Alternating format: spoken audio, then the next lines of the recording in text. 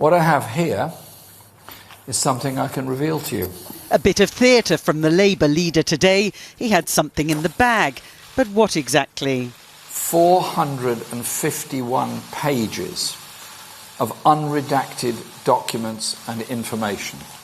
This was the evidence, he said, as a group of doctors drafted in for the occasion looked on of secret talks with the US in which the NHS was on the table.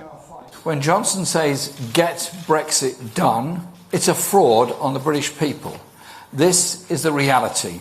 Years of bogged down negotiations and our NHS is up for sale. The documents are minutes of a trade working group set up when Theresa May was Prime Minister. Some are marked for UK eyes only. They reveal 6 rounds of negotiations about all aspects of trade. After one meeting, it was agreed the impact of some patent issues raised on NHS access to generic drugs, i.e. cheaper drugs, will be a key consideration going forward. After another, officials say the US were testing our system and eager to push their positions. And they add, we are awaiting the clearance to negotiate and exchange text to really take significant further steps. All evidence, Labour claims, that could change the course of the election.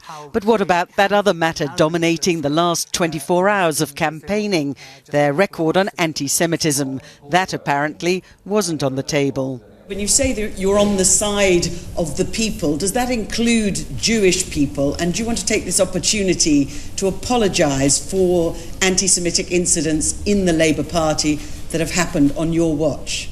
And Libby, do you have a question about the issue that we're actually discussing today, or was that just an opportune moment to get a dig in about something else?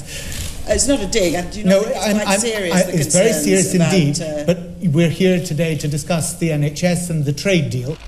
The Prime Minister dismissed Labour's revelations as nonsense, but one of his ministers, speaking to Robert Peston on his programme tonight, appeared to concede some preliminary discussions had taken place.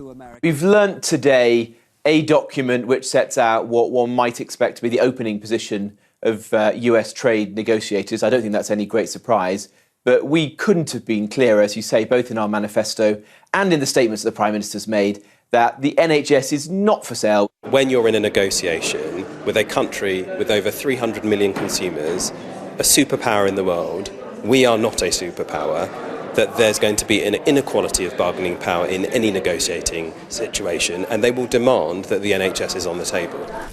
The doctors who today were handing out the documents unearthed by Labour were also worried this might be a sign of things to come after Brexit.